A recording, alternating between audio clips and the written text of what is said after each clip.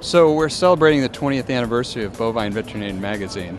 What would you say is one of the most interesting or surprising or funny thing that's happened to you in the last 20 years in practicing?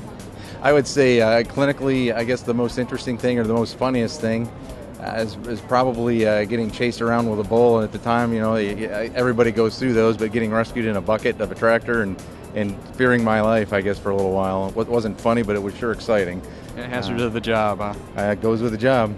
As I was called out to work on a Scottish Highlander, and it was a wild animal, and I was asked to dart it so he could remove a halter from it. Well, this guy was a logger, and he had a pile of logs, and it looked somewhat like capture of an elephant in Africa. He had formed a log pile around the Scottish Highlander that was about 8 foot high, and I'm speaking of logs that are 24 inches in diameter.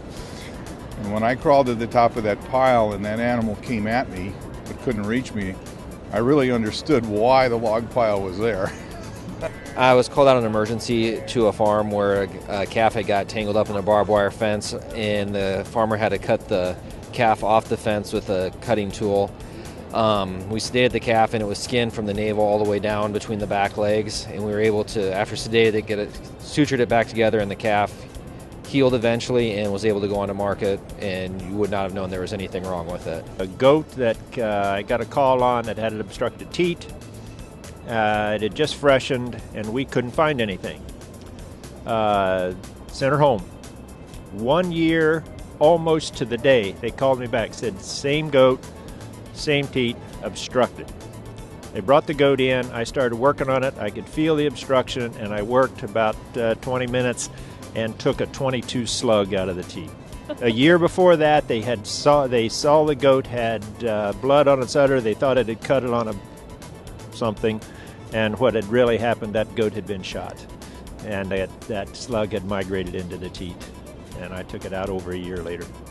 About 2 days after I got my brand new pickup truck. And I just got in this brand new pickup truck and got a call to go to calving, and the cow was out in the pasture with no place to tie her up, so in my infinite wisdom I tied her to my bumper with a halter and proceeded to get the calf out and treat her. And as I got done treating her, she all of a sudden decided it was time to get up, and she was still tied to my bumper, and she proceeded to go up and down each side of my truck, first taking off each mirror, then putting a dimple into each fender, then into each door, and then breaking out each of my back windows. And in the meantime, I was trying to find any kind of a knife to cut that halter. And of course, the farmer was watching this thing and had tears. He thought it was the funniest thing ever. And so by the time I got her cut loose, my truck looked like it had been through World War II. And of course, as I pulled up in front of my insurance agent with this brand new pickup truck that had been demolished and tried to explain to him what had happened, I just couldn't even find the words to explain it.